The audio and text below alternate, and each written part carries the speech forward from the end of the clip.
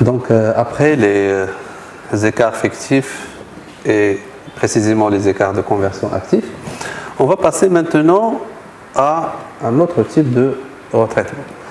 Alors, il est intitulé Intégration des immobilisations acquises en crédit bail. Alors, le leasing, c'est une opération que nous avons déjà expliquée dans l'introduction de ce cours. Donc, on a dit que le leasing, c'est tout simplement, ou bien le crédit bail est une opération de location plus option d'achat. Voilà le crédit bail, sa signification. Location plus option d'achat. C'est-à-dire, au lieu d'acheter le matériel, tout simplement, on peut le louer. Et donc, on va pouvoir travailler avec le matériel. Alors maintenant, ce qui nous intéresse, c'est le volet comptable. Le volet comptable par rapport à ces immobilisations qui sont acquises dans le cadre d'un contrat de crédit bail ou bien de leasing ou bien de location avec option d'achat. Nous avons dit que les seuls éléments qu'on va comptabiliser par rapport à ces crédits bail, c'est le montant de la redevance, c'est-à-dire le montant du loyer. Pourquoi? Parce que tout simplement, le bien n'est pas dans la propriété de l'entreprise. Et donc, on ne peut pas utiliser la classe de actif immobilisé, parce que l'actif, c'est tout ce que l'entreprise possède. Alors que ces biens, ou bien ce matériel qui est acquis dans le cadre de ce type de contrat, c'est-à-dire de crédit bail, n'est pas dans la propriété de l'entreprise. Et donc, on ne peut pas l'inscrire dans la classe 2. Et donc, les seuls éléments qu'on arrive à comptabiliser, c'est les charges, ou bien le loyer, qu'on appelle redevance. Et il y a un compte dans la classe 6, comme nous l'avons déjà vu en introduction, qui s'appelle redevance crédit bail. Alors ça, si vous voulez, la vision juridique, c'est la comptabilité juridique. Mais nous avons dit que l'ambition de ce cours, c'est de refléter la réalité économique.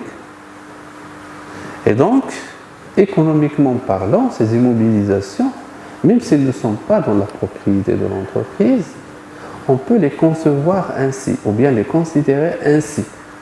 Pourquoi? Parce que tout simplement, économiquement parlant, et non pas juridiquement, économiquement parlant, ces biens participent dans la création de la richesse.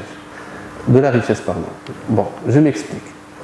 Alors, si par exemple vous visitez une usine, où il y a par exemple des machines qui sont en marche, ou bien qui font la production. 5 sont achetés par l'entreprise, ou bien ont été achetés par l'entreprise, et 5 font partie d'une opération de location. Bien sûr, ce que vous voyez dans l'usine, c'est 10.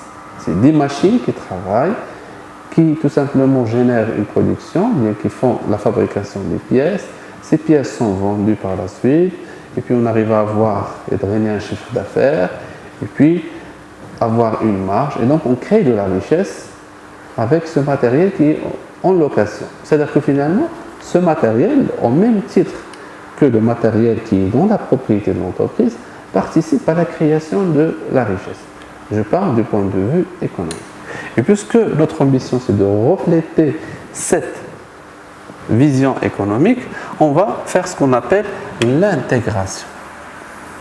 Intégrer, ça veut dire ajouter. Donc, on va les ajouter dans l'actif.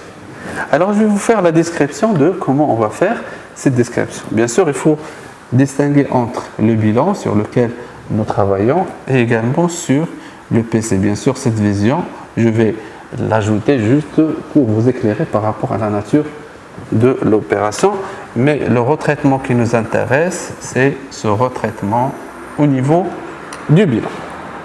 Alors, au niveau du bilan, le crédit bail ou bien l'intégration des immobilisations acquises en crédit bail s'effectue de la manière suivante. Alors, vous avez d'abord au niveau de l'actif immobilisé, c'est-à-dire au niveau de la classe 2. Donc, on doit intégrer ce matériel avec sa VNA, la valeur nette d'amortissement. Bien sûr, la VNA ici, c'est une VNA qui est théorique. Pourquoi on dit que c'est théorique? Parce que tout simplement, dans la comptabilité générale, on n'a pas calculé la VNA, parce que le matériel n'existe pas dans la comptabilité. Mais nous, on va supposer, on va imaginer. On va imaginer que le matériel a été acquis par l'entreprise et donc on doit calculer sa VNA. C'est une VNA, valeur nette d'amortissement, qui est théorique. Voilà, c'est ce qu'on fait au niveau de l'actif immobilisé. Donc on va ajouter au niveau de l'actif immobilisé la VNA qu'on va calculer, bien sûr, et c'est une VNA qui est théorique. Alors en contrepartie, bien, si vous allez ajouter quelque chose dans l'actif, bien sûr vous allez déséquilibrer votre bilan. Et donc pour rééquilibrer, on va ajouter en deuxième lieu au niveau du passif et au niveau précisément des dettes de financement, le même montant qu'on va retrouver dans la VNA pour rééquilibrer. Voilà, si vous voulez, comment on fait pour le retraitement de ces immobilisations acquises en crédit bail. Bien sûr, on va voir tout de suite un exemple. Alors, au niveau du CPC, la redevance, c'est-à-dire le loyer qu'on paie suite à ces ou bien suite à la mensualité ou bien l'annuité de ce crédit bail, on le divise ou bien on le subdivise en deux, on le scinde en deux. Donc, en premier lieu, on doit calculer la dotation des amortissements puisqu'on va considérer, on va supposer que le matériel est dans notre propriété. Donc au niveau du CPC, on doit calculer une dotation. Et également cette dotation d'exploitation aux amortissements, elle est également théorique, c'est-à-dire elle est juste supposée.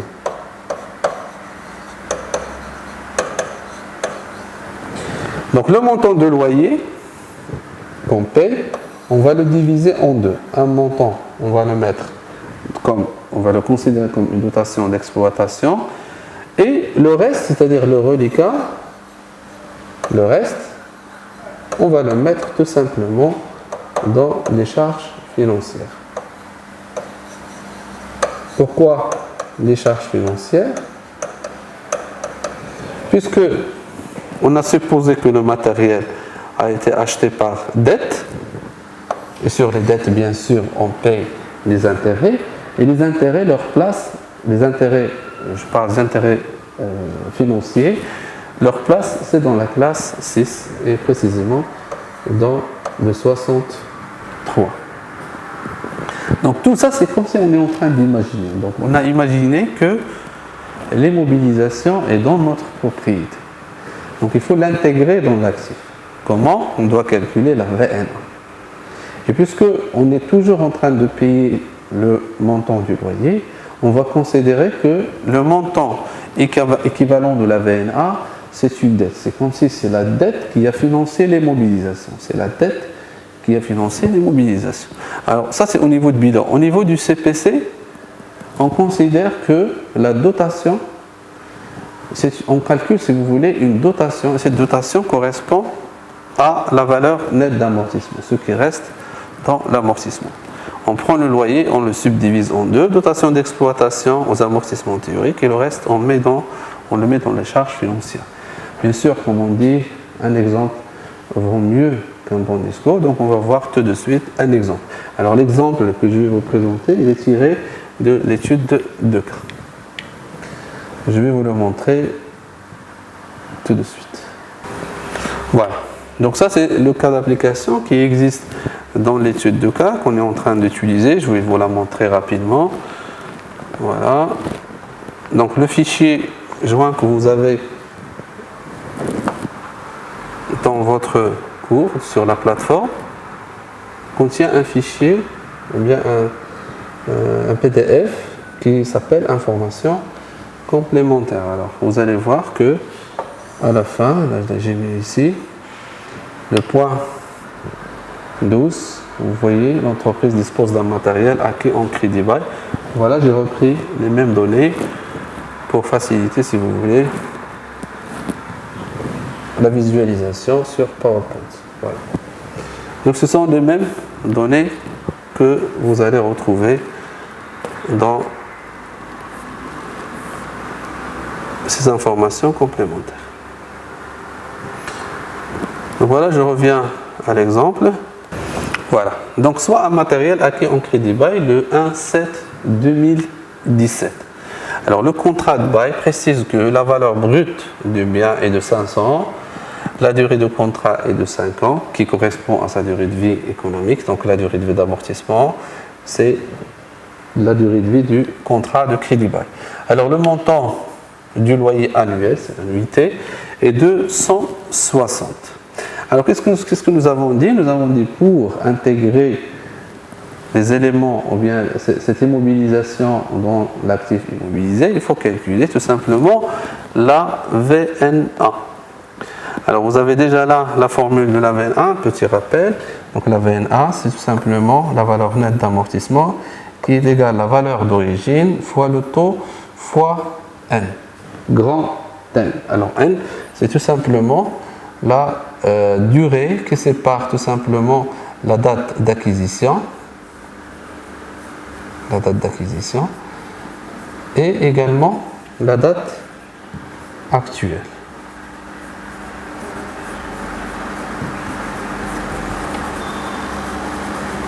Voilà, aujourd'hui. Alors, bien sûr, il ne faut pas oublier que l'étude de cas que nous sommes en train de travailler correspond à un bilan qui est établi au 31/12/2019. C'est-à-dire que maintenant, aujourd'hui, pour nous, c'est le 31/12/2019. Alors, on va tout simplement appliquer la formule pour calculer la VNA théorique. Donc, on va prendre la valeur, la VNA est égale, alors est égale la valeur d'origine, donc c'est 500, fois le taux, donc c'est 5 ans, donc on va mettre 1 sur 5, puisque le taux c'est 1 sur la durée d'amortissement, donc fois 1 sur 5, et puis fois N. Alors N, on a dit c'est la date séparant la date d'acquisition d'aujourd'hui, de la date d'aujourd'hui. Alors la date d'aujourd'hui, selon l'exemple, puisque le bilan que je vous ai donné, il est établi au 31/12/2019. Donc on va calculer, si vous voulez, la période entre la date d'acquisition, la date de, si vous voulez, de matériel de crédit bail, c'est-à-dire entre le 1/7/2019 et on va compter jusqu'au 31/12/2019. Alors il y a entre le 1/7 et la fin de 2017, il y a 6 mois. D'accord? Et puis on va prendre l'exercice 2018 en entier, c'est 12 mois. Et puis l'exercice 2019 en entier, parce qu'on va aller jusqu'à la fin de 2019. Donc ça fait 2 ans et demi. Ça fait 2 ans et demi. Donc on va multiplier par 2,5. Alors si vous faites les calculs par rapport à ces valeurs, vous allez vous retrouver avec une valeur de 250 dirhams. Bon, c'est juste des montants qui sont arrondis, juste pour faciliter les calculs. Donc, qu'est-ce qu'on a dit? Donc, on a dit la VNA, on doit l'ajouter tout simplement au niveau de notre valeur, ou bien dans les valeurs immobilisées. Alors, j'ai repris maintenant mon tableau TRR, tableau de retraitement et de remplacement, pour vous montrer comment il faut ajouter la VNA. Donc, on a dit l'intégration des immobilisations en crédit bail se fait au niveau de l'actif immobilisé, donc au niveau des valeurs immobilisées. Donc, on va ajouter la VNA ici, qu'on vous voyez sur le tableau. On a dit en contrepartie, puisque vous allez déséquilibrer le bilan, en contrepartie, on doit ajouter le même montant au niveau du passif, comme vous pouvez le voir ici, et au niveau des dettes de financement. Les dettes de financement existent dans dette moyen long terme, comme nous l'avons fait au niveau de notre total comptable. Donc voilà, de cette façon, on a réintégré les immobilisations acquises en crédit bail au niveau du bilan. Donc vous voyez que le retraitement il est très simple. Il suffit de calculer la VNA comme je viens de vous montrer, donc de l'ajouter au niveau des valeurs immobilisées, la contrepartie à mettre dans les dettes moyen long terme. Comme je le dis dans les explications précédentes, l'objectif de ce retraitement, c'est de mettre en évidence, si vous voulez, une hypothèse. C'est que ce matériel a été financé à crédit. C'est-à-dire, au lieu d'aller faire la location, on a supposé, on a imaginé que nous l'avons financé par crédit classique, par crédit normal. C'est pourquoi on utilise ici les dettes moyen long terme. Voilà. Alors maintenant, on va faire une petite remarque par rapport au retraitement au niveau du CPC, comme je vous l'avais déjà dit. Donc au niveau du CPC, on va prendre uniquement le montant de loyer ou bien de la redevance. Pourquoi? Parce que tout simplement, ces redevances existent ou bien parmi les charges. Alors, puisqu'on a supposé que le matériel, maintenant, il est devenu comme les autres matériels, les autres éléments de matériel, à savoir dans notre propriété, donc on doit calculer également les dotations sur ce matériel. Alors, le calcul de la dotation, elle est très simple.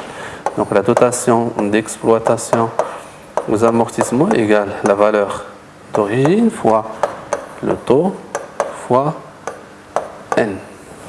Et puisque nous sommes au niveau de l'exercice 2019, on va considérer tout l'exercice 2019. Donc, le petit N ici est égal à 1 an ou bien 12 sur 12 en termes de mois.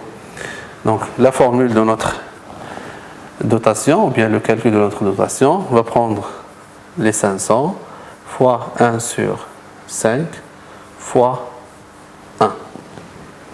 Voilà, si vous voulez, comment on va calculer la dotation. Et cette dotation également, elle est théorique. Théorique parce que tout ce que nous sommes en train de faire, c'est de l'imagination. On imagine que le matériel est dans notre propriété, on a imaginé qu'il a été financé par un crédit classique, et donc, puisque c'est un matériel qui est dans notre propriété, on doit calculer tout simplement les dotations. Alors, la valeur de la dotation, maintenant, elle est de 100. Alors, comment on va faire au niveau du CPC? Donc, ça, c'est le CPC avant retraitement. On avait redevance crédit bail 160 ici. Alors, après retraitement, comment on va faire? Alors, on va éliminer tout simplement cette redevance et on va la remplacer par la dotation d'exploitation aux amortissements des immobilisations corporelles, donc avec un montant de 100. Alors, le reliquat, c'est-à-dire le montant qui reste, c'est tout simplement 60. Alors, 60, donc ça c'est 60, 61, 9, 3, et le reste c'est 60. 60, on va considérer ça comme une charge d'intérêt. Donc, intérêt et charge assimilée, donc charge d'intérêt. Donc, on avait ici 160 et donc on a gardé le même montant. Alors bien sûr, avec ce retraitement, vous ne touchez pas l'équilibre de votre CPC, parce que finalement, ce que vous avez fait, c'est juste de diviser 160 en deux parties. Une partie redevance crédit bail et une partie charge d'intérêt. Voilà, si vous voulez, pour le retraitement au niveau du CPC. Mais ce qu'il faut retenir, c'est celui du bilan, parce que nous sommes toujours dans une vision patrimoniale. Et le CPC, le seul élément qu'on va retenir du CPC, c'est le résultat. Le résultat, c'est le seul, si vous voulez, élément, c'est le seul souvenir qu'on garde du CPC. Voilà. Alors maintenant, on va partir pour voir un autre élément qu'on appelle les stocks Rossignol. Alors les stocks, ou bien le stock Rossignol, c'est un stock tout simplement de matières premières qui est tout simplement obsolète, qui tout simplement a perdu sa valeur suite à un incident, par exemple, à une détérioration, il a perdu par exemple, ou bien c'est la date d'expiration. D'accord? Donc l'essentiel, c'est que c'est un stock qui n'a plus de valeur. Alors ces stocks-là, on les appelle les stocks Rossignol. Bien sûr, les stocks, comme vous le savez, existent dans l'actif de l'entreprise, dans la classe 3. On a dit que les actifs, c'est tout ce que l'entreprise possède. Et ces stocks n'ont pas de valeur. Ils sont devenus sans valeur. Bien sûr, je vous ai dit que suite à un incident, il y a de l'humidité, la date d'expiration, c'est cassé, il y a de la casse tout simplement. Donc c'est un stock qui n'a plus de valeur. Alors du point de vue économique et financier, ce stock, puisqu'il n'a pas de valeur, il faut l'éliminer. Il faut l'éliminer de l'actif et en contrepartie, il faut tout simplement retrancher le même montant ou bien des capitaux propres. Pourquoi les capitaux propres? Parce que les capitaux propres, c'est la contrepartie de la richesse de l'entreprise. Votre richesse a diminué d'un montant X. Alors, puisque votre richesse brute a diminué, on doit faire la même chose au niveau du passif pour retrouver l'équilibre. Et donc, on le fait à partir des capitaux propres pour les stocks Rossignol. Alors, on va voir l'exemple tiré de l'étude de cas. Alors, ça, c'est l'information numéro 4 au niveau des informations complémentaires. Donc, je vous renvoie à nouveau à ce fichier qui existe parmi les fichiers qui existent sur la plateforme. C'est les informations complémentaires. Alors, dorénavant, je vais faire juste la référence par rapport à ces informations complémentaires. Vous voyez là, c'est le numéro 4. Donc, parmi les éléments de stock de produits finis, une valeur de 1000 correspond à des stocks sans valeur, c'est-à-dire Rossignol. Alors, je reviens à ma présentation. Donc, d'après les informations complémentaires, parmi les éléments de stock de produits finis, une valeur de 1000 correspond à des stocks sans valeur. Alors, comme vous savez que au niveau des éléments comptables, les stocks, ils sont ici, parmi les valeurs d'exploitation. Ils sont ici. Alors, puisqu'ils sont ici, on a dit que 1000 n'ont plus de valeur. Donc, on va retrancher, donc stock Rossignol, on va retrancher 1000 de ces valeurs d'exploitation. On a déséquilibré le bilan. Pour retrouver l'équilibre, on va faire la même chose au niveau des capitaux propres. Pourquoi les capitaux propres? C'est parce que c'est la contrepartie de la richesse de l'entreprise. Votre richesse, votre actif, ce que vous possédez, c'est votre richesse a diminué de 1000. Donc la contrepartie va également subir la même perte de valeur. Voilà, c'est pour le stock, ou bien les stocks Rossignol. Alors maintenant, on va aborder un autre point, toujours dans le cadre des retraitements des éléments d'actifs, qui concerne l'actualisation des valeurs des éléments d'actifs. Alors ce point, on l'a évoqué quand on a essayé de montrer que la comptabilité marocaine n'est pas utile pour la prise de décision. On a dit que ce qui caractérise, ou bien un des principes qui caractérise la comptabilité marocaine, c'est tout simplement le coût historique. C'est-à-dire que les valeurs qui sont inscrites au niveau du bilan ne changent pas avec le temps. Pourquoi? C'est en vertu du principe du coût historique. Et j'ai donné l'exemple de ce terrain, parce que les terrains, généralement, ils prennent de la valeur avec le temps. Et on a dit que finalement, le bien garde, par rapport à la comptabilité marocaine, garde la valeur initiale. Et donc, par la suite, on a montré que c'est une vision qui est très juridique, très limitée. Elle ne permet pas de prendre les bonnes décisions. Par rapport à la comptabilité économique, il y a une possibilité d'actualisation de cette valeur, comme nous l'avons déjà vu avec le bilan selon la vision anglo-saxonne. Et donc ici, on va essayer d'aller voir, ou bien de rapprocher, le volet économique. Et donc, qu'est-ce qu'on va faire? On va actualiser. C'est-à-dire, on va mettre à jour les éléments d'actifs. Bien sûr, pour ce genre de travail, il vous faut de l'expertise. C'est pourquoi les valeurs qu'on va actualiser ne vont pas donner par les dirigeants de l'entreprise, mais on doit prendre l'avis d'un expert comptable, ce qu'on appelle un commissaire aux apports. D'accord? Alors, ici, il faut distinguer entre deux cas. Le premier cas, c'est lorsqu'il y a ce qu'on appelle une plus-value. Donc, on va maintenant rectifier les éléments de l'actif, on va les actualiser, mais on peut les actualiser dans un sens de réaliser une plus-value ou bien une moins-value. Alors ici, pour les plus-values. Alors les plus-values, c'est quand est-ce? C'est lorsque la valeur qui existe au niveau de la comptabilité, votre comptabilité, donc on appelle ça la valeur nette comptable, lorsque cette valeur est inférieure à la valeur du marché, donc on peut parler d'une plus-value. C'est normal. Sur le marché, mon terrain vaut 20 millions de dirhams. Alors qu'au niveau de la comptabilité, il est uniquement de 30 000. Donc, ça c'est le montant comptable et ça c'est le montant du marché. Donc, il y a un enrichissement pour l'entreprise. Il y a un enrichissement qui n'est pas pris en considération par la comptabilité en vertu du principe du coût historique. Mais aujourd'hui, on est, si vous voulez, dans une vision plus libre de l'analyse financière. Et maintenant, avec l'analyse financière, on va faire de l'actualisation. On va essayer de, comme j'ai dit tout à l'heure, de nous rapprocher de la vision économique. Donc, quand la valeur du marché est supérieure à la valeur que vous avez sur votre comptabilité, on parle d'une plus-value.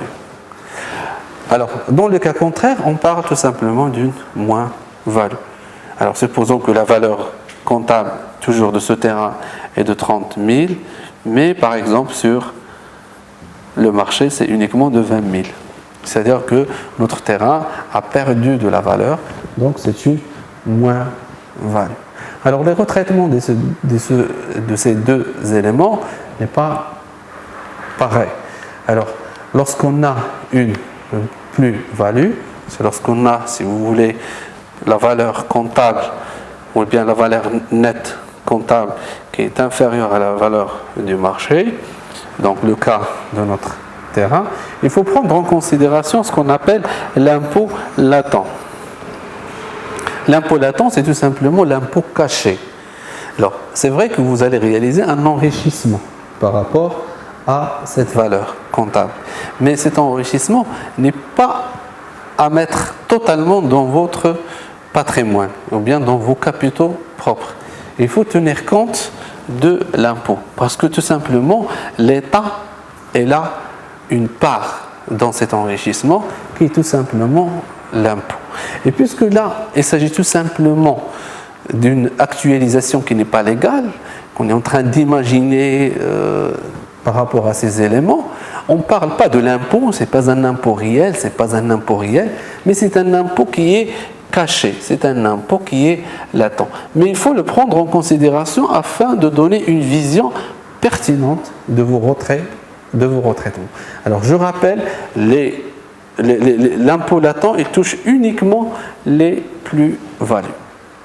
Alors que les moins-values n'est pas concerné par l'impôt latent. Pourquoi? Parce que tout simplement, on ne paye pas l'impôt sur des pertes. C'est une perte de valeur avec les moins-values et donc on ne paye pas d'impôt sur les moins-values. Alors là également, je vais revenir à mon étude de cas pour vous montrer davantage ou bien pour vous expliquer avec des chiffres comment on va faire. Alors, l'élément que vous voyez là, c'est tout simplement, ou bien le tableau que vous voyez là, c'est un tableau également qui existe parmi les éléments de données, ou bien parmi les documents qui sont fournis sur la plateforme. Alors, informations complémentaires, et voilà le tableau que vous avez sur la présentation. C'est tout simplement retraitement numéro 13, donc les valeurs des éléments d'actifs sur le marché sont. Alors, je vais revenir à ma présentation. Donc voilà le tableau que vous avez sur les informations complémentaires. Alors c'est un tableau qui a été rempli par un expert comptable que comme je viens de vous dire, ce n'est pas à l'entreprise de faire cette évaluation, ou bien cette réévaluation, ou bien cette actualisation. Il faut demander l'avis d'un expert comptable, c'est lui qui va vous donner, en fonction des éléments qui existent, les valeurs selon le marché. Alors selon cet expert comptable, les terrains, ou bien la valeur des terrains sur le marché est de 1400. Les constructions, c'est 1600. Installation, matériel et outillage, donc 800. Matériel de transport, 18. Matières et fournitures consommables, c'est 8000, et puis client et compte rattaché, vous avez une information qui vous dit que ça sont définitivement perdus, c'est-à-dire ils sont irrécouvrables et qui n'ont pas été comptabilisés. Au moment où on a réalisé l'expertise, c'est-à-dire le travail, ou bien au moment où l'expert comptable a réalisé son travail, il s'est rendu compte qu'il y a 500 ici parmi les comptes, les comptes clients, donc 500, un montant de 500 elle est irrécouvrable et également il n'a pas été comptabilisé par l'entreprise. Alors le deuxième tableau ici correspond aux valeurs que vous avez sur le bilan. Donc je vais vous donner juste un exemple pour vous montrer que ces éléments ont été empruntés du bilan, c'est par rapport au terrain. Alors je reviens à mes informations complémentaires, mais cette fois-ci je vais aller sur mon bilan établi au 31/12/2019. Alors je vais chercher les terrains. Alors les terrains ils sont là, vous pouvez le remarquer. Voilà les valeurs de terrain.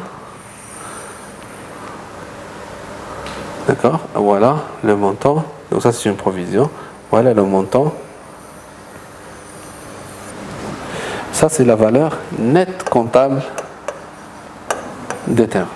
Et bien évidemment, les constructions, ça c'est leur valeur nette. On a parlé également de l'installation, matériel de transport aussi, matériel de transport, etc. Donc voilà les éléments. Bientôt on a tiré ces éléments que vous allez revoir sur le tableau. Voilà. Sur le deuxième tableau. Donc voilà, qu'est-ce qu'on a fait ici? On a tout simplement les deux valeurs. On a les valeurs nettes comptables tirées du bilan comptable et nous avons les valeurs du marché données par l'expert comptable. Donc on va essayer de les marier, de les mettre sur un seul tableau afin de voir est-ce qu'il s'agit d'une plus ou bien d'une moins value. Alors on obtient ce tableau, donc on a la valeur du marché, on a en juxtaposition la valeur nette comptable, et puis est-ce qu'il s'agit d'une plus ou bien d'une moins value. Alors pour les plus-values, j'ai mis ici le plus, pour les moins values, je vais mettre moins. Voilà. Donc le cas par exemple, si je prends le terrain, donc la valeur du marché est de 1400. C'est-à-dire si vous vendez, si vous vendez votre matériel, votre terrain, il va vous apporter 1400. Selon le coût historique, vous avez enregistré uniquement 686.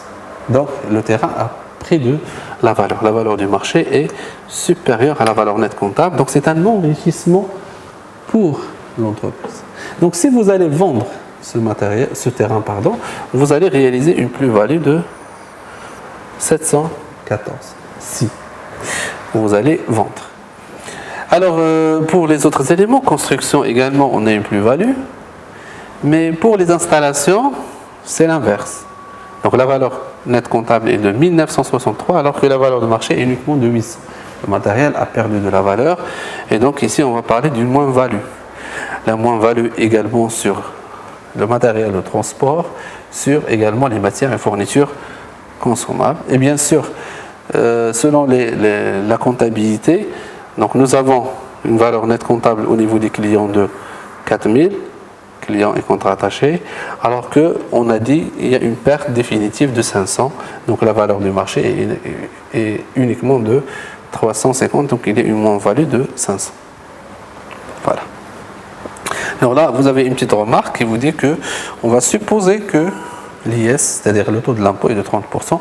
C'est ce que nous avons toujours supposé dans ce cours. Voilà. Alors, qu'est-ce qu'on va faire maintenant? Alors, on a dit que sur les plus-values, il faut tenir compte de l'impôt.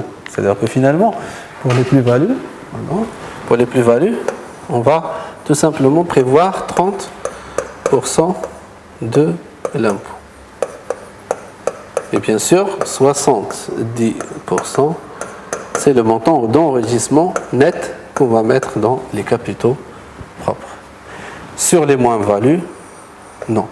On va retrancher uniquement 100% les capitaux propres. Voilà. Donc je vais visualiser davantage ça au niveau de mon tableau de retraitement et de reclassement.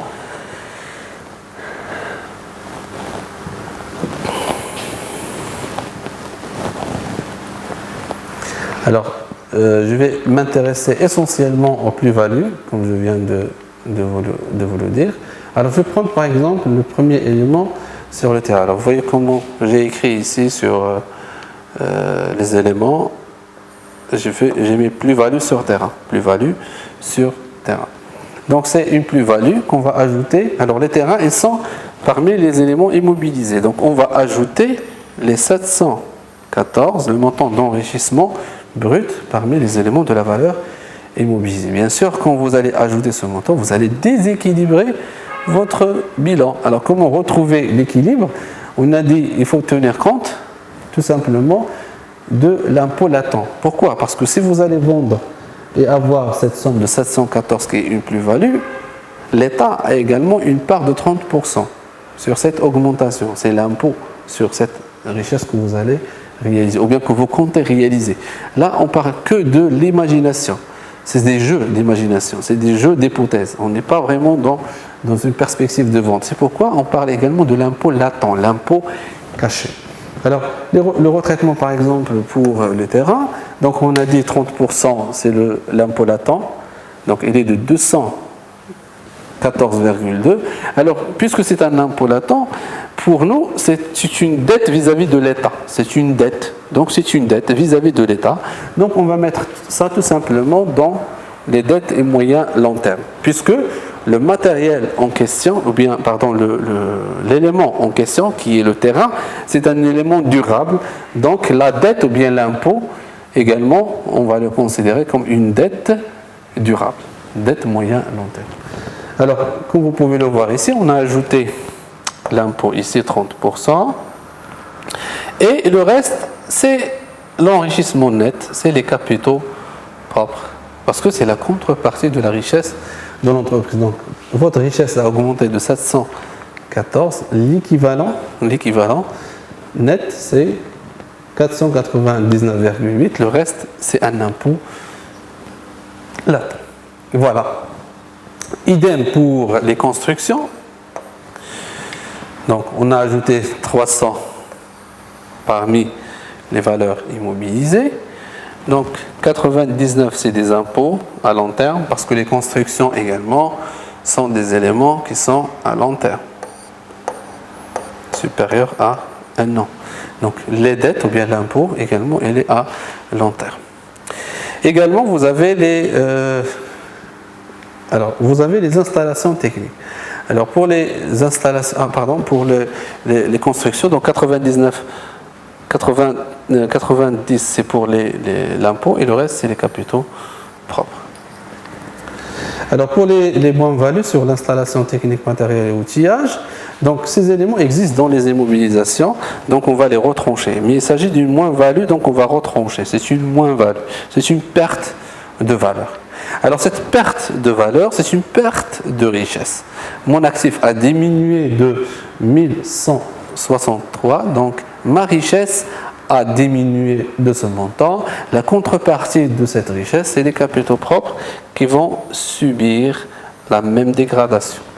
Alors pour les moins-values, comme je l'ai dit tout à l'heure, il n'y a pas d'impôt à prendre en considération. Alors pour le matériel de transport, idem, donc le matériel de transport existe ici également, donc on va retrancher 13 ici et 13 des capitaux propres.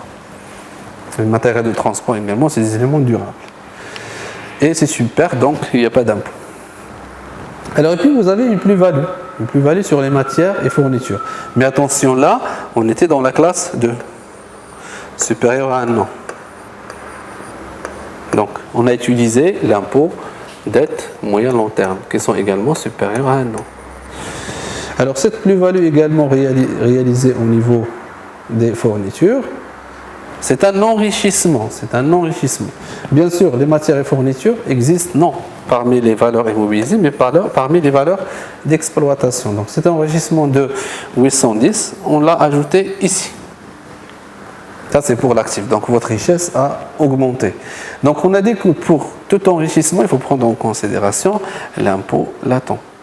Donc, l'impôt latent ici, on va le considérer comme une dette, mais ce n'est pas une dette à long terme, c'est une dette à court terme. Donc, ça, c'est l'impôt latent. L'impôt latent, ça veut dire caché.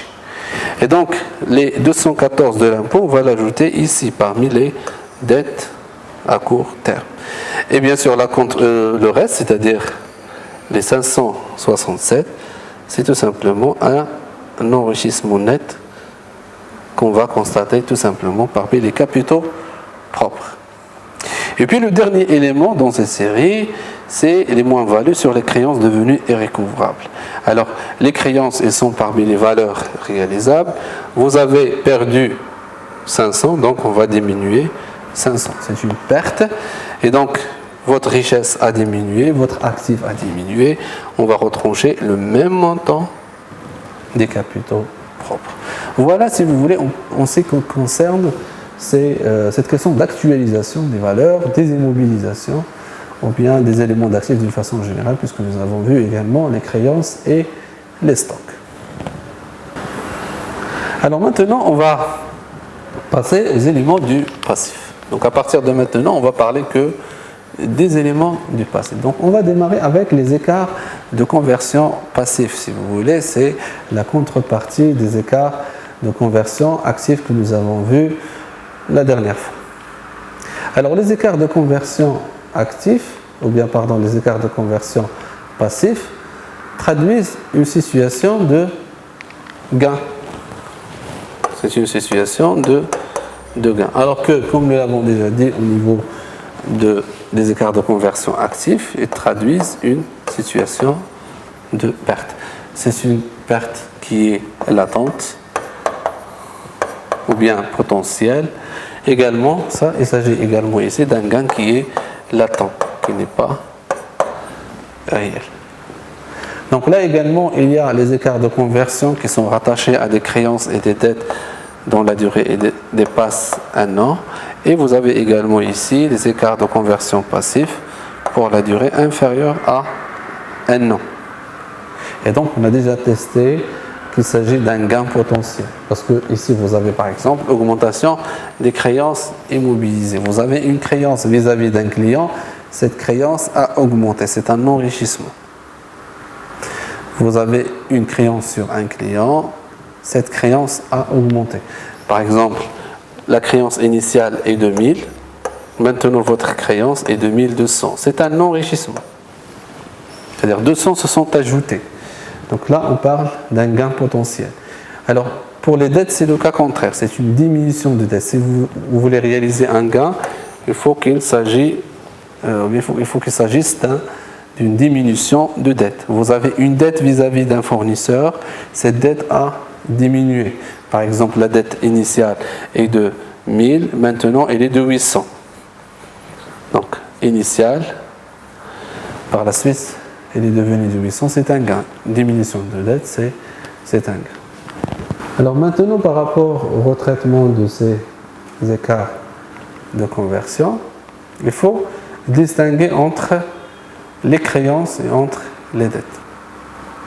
Alors au niveau des créances, soit immobilisées, soit circulantes. Il faut retrancher le montant de leurs éléments au niveau de l'actif. Donc ça, c'est l'actif. Alors les écarts de conversion, ou bien les écarts de conversion passifs sont des éléments, ce sont des gains potentiels qui ne sont pas réels. Donc il faut les retrancher pour retrouver, si vous voulez, une vision économique, puisque ce ne sont pas des gains sûrs, ce sont des gains qui sont fictifs, si vous voulez. C'est des gains fictifs qui ne sont pas réels. Par la suite, je vais vous montrer ça à travers un exemple. Et puisque ce sont des gains fictifs, pour les créances, il faut tout simplement retrancher les montants des créances immobilisées ce sont des créances. Les créances existent dans les valeurs immobilisées. Donc, on va les retrancher d'ici. Donc, moins ici, moins ici. Pour les éléments à court terme, ou bien circulants, on va retrancher le montant d'ici et également le montant d'ici. Alors pour les diminutions des dettes de financement ou bien des dettes circulantes, on va tout simplement faire le retraitement au niveau. Les dettes, elles sont déjà dans le passif, parmi les éléments. Donc on va les retrancher du passif. Donc on va les retrancher et la contrepartie, c'est également les dettes de financement. Ce sont des dettes, c'est une diminution rattachée aux dettes de financement.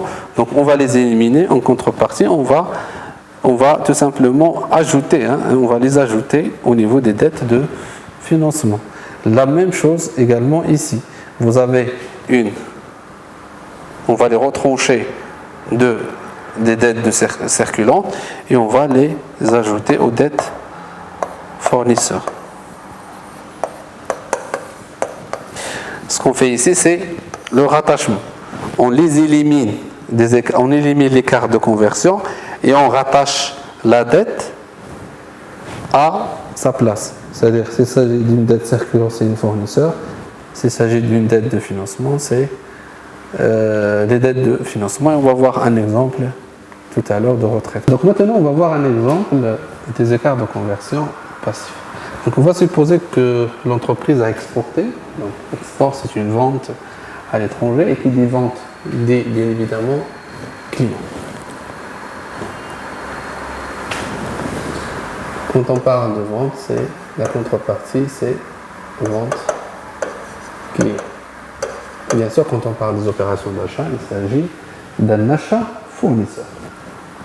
Donc une entreprise a exporté, donc ça veut dire une vente à l'étranger, des marchandises d'une valeur de 10 000 € le 31/11/2020. Alors là, également, j'ai fait exprès de choisir cette date et également à crédit de 14 mois pour sauter sur la fin d'exercice.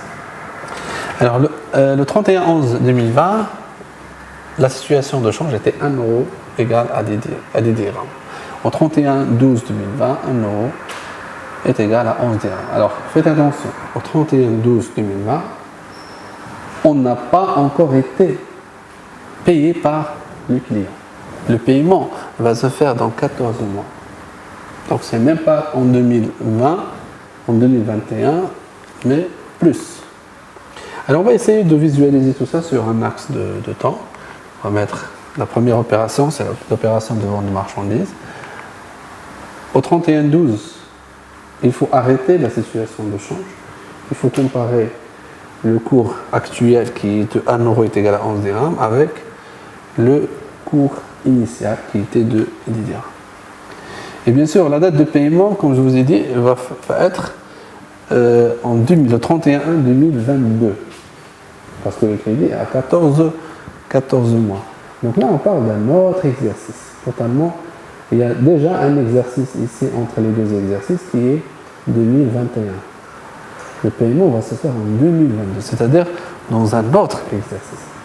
Alors ce qu'il faut retenir, c'est qu'à cette date-là, on peut réaliser soit un gain, mais là on ne va pas parler d'un écart de conversion, on va parler d'un gain sûr.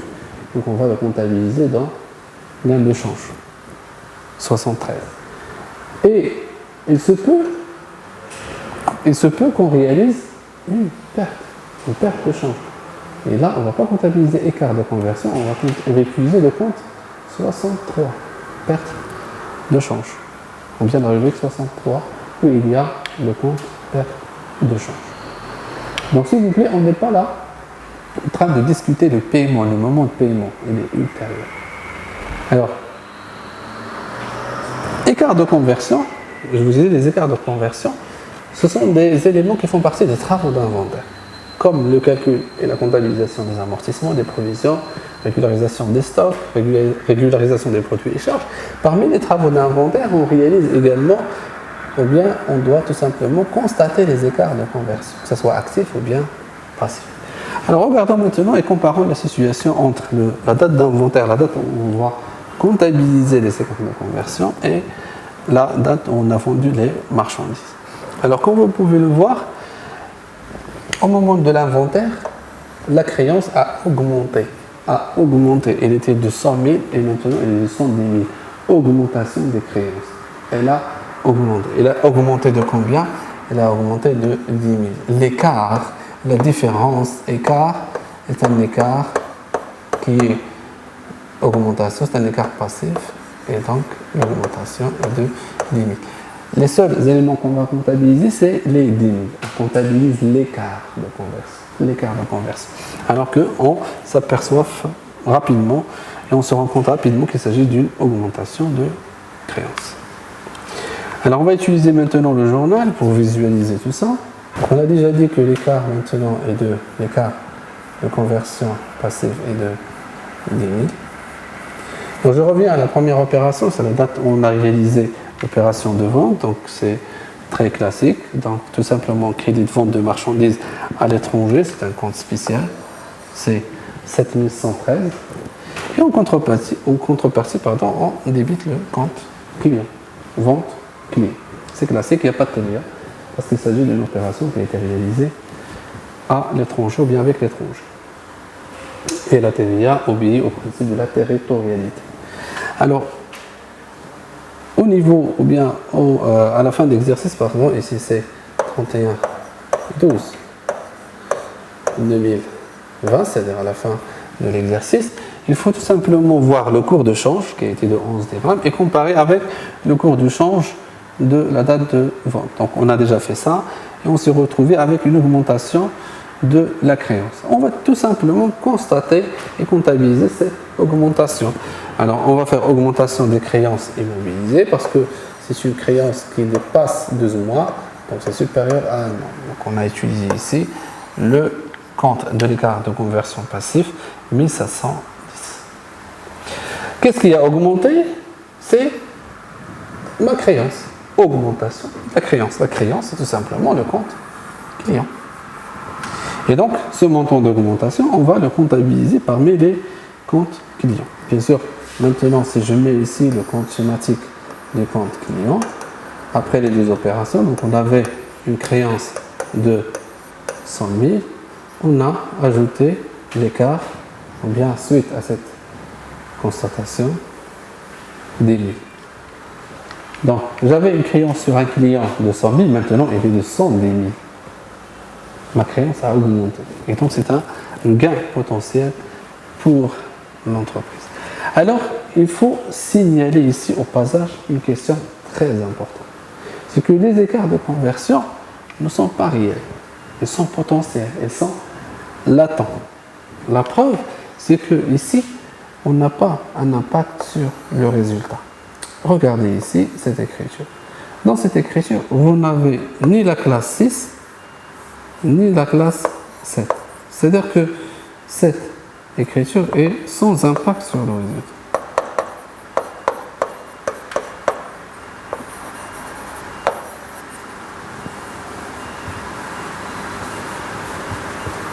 Elle est sans impact sur le résultat.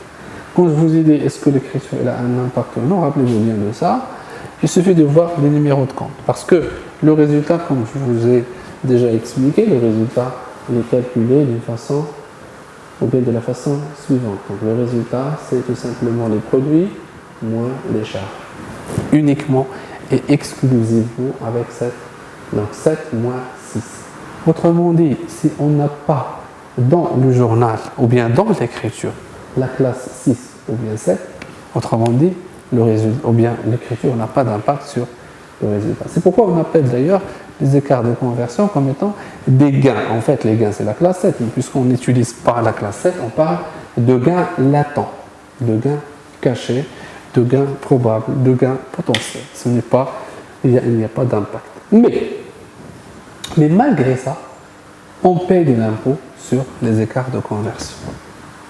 Même s'il s'agit d'un gain potentiel, même s'il s'agit de quelque chose qui n'est pas encore, ou bien qui ne s'est pas encore réalisé, malgré ça, on paye l'impôt sur les écarts de conversion. Alors pourquoi? Alors parce que tout simplement, l'impôt, et ça c'est quelque chose que je ne vous ai pas dit auparavant, c'est que l'impôt n'est pas calculé sur le résultat. Ça c'est un résultat appelé comptable.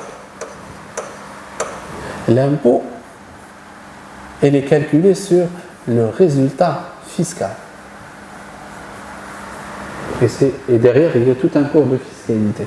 C'est-à-dire que finalement, concrètement, on ne prend pas le résultat comptable et on multiplie par 30%. C'est une approche très simpliste. Mais on calcule ce qu'on appelle un résultat fiscal. Le résultat fiscal, c'est après des retraitements, après des réintégrations et des déductions.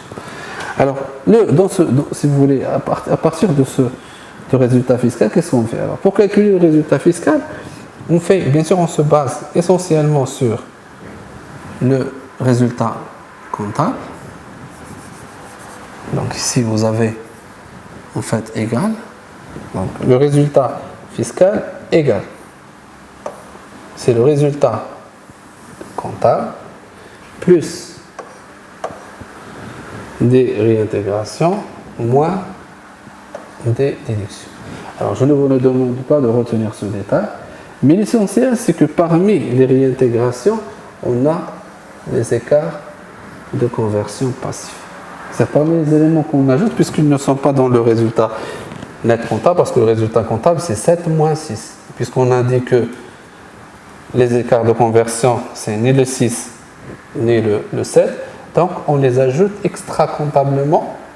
D'accord? On les ajoute pour pouvoir payer de l'impôt. À ce moment-là, donc on prend l'impôt, c'est tout simplement un pourcentage de ce résultat fiscal. C'est égal ici. Donc, impôt est égal à un pourcentage de résultat fiscal. Bon, bref, ce qu'il faut retenir de tout ça, c'est que les écarts de conversion, même s'il s'agit d'un gain potentiel, l'État vous oblige à payer des impôts sur ces écarts. C'est quand même absurde, mais c'est tout simplement la législation marocaine. Donc on paye de l'impôt sur quelque chose qui est potentiel. Alors la dernière remarque que je vais vous signaler par rapport à ces écarts de conversion, c'est l'exercice suivant. C'est-à-dire on a constaté, ici c'est le 31, 12, 2020. Donc on a constaté ici l'écart de conversion à la fin de l'exercice. Donc ici c'est constatation, écart de conversion passive. Alors, le début d'exercice suivant, c'est-à-dire le 1-1 2021, c'est-à-dire une journée après, entre le 31-12-2020 et le 1-1-2020, il y a une journée. Vers le lendemain, on annule l'écart de conversion. Et ça, c'est valable également pour les écarts de conversion actifs. Donc finalement, ces écarts de conversion passent une journée dans les journaux de l'entreprise. Par la suite, on doit les annuler, comme vous pouvez le voir ici sur cette écriture. Bien sûr, on les annule parce que ce sont des gains pour les écarts de conversion passifs ou bien des pertes pour les écarts de conversion actifs qui sont potentiels, qui sont latents, qui sont probables. Et donc, quelque chose qui est probable, normalement, on doit l'annuler. C'est-à-dire que finalement, après une journée, on annule ces écarts. Mais au passage, on paye de l'impôt sur ces écarts. Alors, toutes ces explications, elles ont un volet comptable et un peu de la fiscalité. Mais ce qui nous intéresse finalement en analyse financière, c'est on est devant ces écarts de conversion. Qu'est-ce qu'il faut faire? Bien que faut-il faire? Alors pour cela, je vais revenir à l'exercice, à mon étude de cas. Alors, nous avons deux éléments sur le bilan. Je peux revenir avec vous sur ce petit détail pour vous retrouver ou bien pour vous montrer les deux. Donc, je vais revenir sur le bilan. Donc, le bilan 31-12. Bien sûr, les écarts de conversion passifs se retrouvent dans la partie passive. Donc, là, je vais monter. Voilà, écart de conversion passif. Donc, les écarts de conversion, ils se retrouvent dans la classe 1, la rubrique 17, et la rubrique 47 dans la classe 4. Donc je vais vérifier la classe 1, financement permanent. Ah, vous voyez là, nous avons diminution de dette et de financement avec 200. Voilà. Ça, c'est un écart de conversion passif au niveau de la classe 1, rubrique 17. Et également, je vais vérifier au niveau de la classe 4. Et vous pouvez le voir ici, on a augmentation des créances circulantes. On a une valeur de 50. Voilà, donc on va revenir maintenant à notre tableau de retraitement et de reclassement afin de visualiser ce qu'il faut faire. Donc, en fin de compte, on a dit que du point de vue financier, ces écarts doivent être rattachés ou bien éliminés, doivent être rattachés à leurs éléments d'actifs et de passifs. S'il s'agit d'une créance, il faut éliminer les créances. S'il s'agit d'une dette, il faut les rattacher aux dettes. Alors, on va voir le premier exemple, diminution de dette de financement. Alors, ce compte-là, diminution de dette de financement, donc là, on revient à notre tableau, donc diminution des dettes de financement. Alors, les dettes de financement, ou bien ce compte-là, diminution, c'est un écart de conversion passif qui existe dans la classe 1. Et au niveau du total comptable, on a mis ce montant on a mis ce montant ici, dans les dettes moyennes d'emprunt. C'est-à-dire, parmi les 3000, on a ici ce montant de 200. Donc on a dit on doit normalement rattacher. Puisqu'il s'agit d'une dette, donc on doit retrancher le montant d'ici et le rattacher, c'est-à-dire l'ajouter au niveau des dettes. C'est comme si on va annuler, comme je vous ai montré dans la dernière écriture. On va annuler, puisque de toute façon on va annuler. Les financiers savent que comptablement on va les annuler juste le lendemain, donc on les annule également ici. Donc on va les retrancher ici, mais puisqu'il s'agit des dettes de financement qui se retrouvent dans la même partie, on va les rajouter également ici. Moins 200 plus 200, c'est égal à 0. Je pouvais ne pas visualiser carrément ce retraitement. Mais je préfère le garder ici parce que par la suite, quand on va utiliser la méthode des ratios, ça va me rappeler qu'il y a une augmentation au niveau des dettes de financement. C'est très important. Alors, ça c'est pour l'augmentation des dettes de financement. Mais pour le deuxième compte de l'écart, nous avons ici augmentation des créances circulantes. Augmentation des créances circulantes. Alors, ce compte-là, augmentation des créances circulantes, existe ici. C'est un écart de conversion que nous avons mis ici dans le montant de 16 300. Initialement, on a mis ici les écarts de conversion passifs qui existent dans la rubrique 47. Donc, je vais le retrancher d'ici.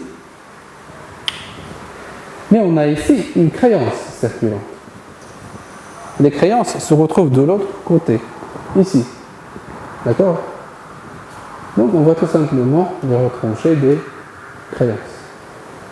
Et les créances se retrouvent parmi les valeurs réalisables, donc au moins 50. Alors, cette écriture pour le compte client, c'est comme si on avait déjà un montant, par exemple, X, au niveau de compte client. Je parle d'ici. Initialement, on avait un X. Quand on a comptabilisé l'écart de conversion avec l'écriture, bien sûr, on a ajouté, c'est un enrichissement, comme les délais de tout à l'heure, on a ajouté ici écart de conversion passif. C'était 10 000 avec l'exemple précédent. Ça, c'est le compte schématique.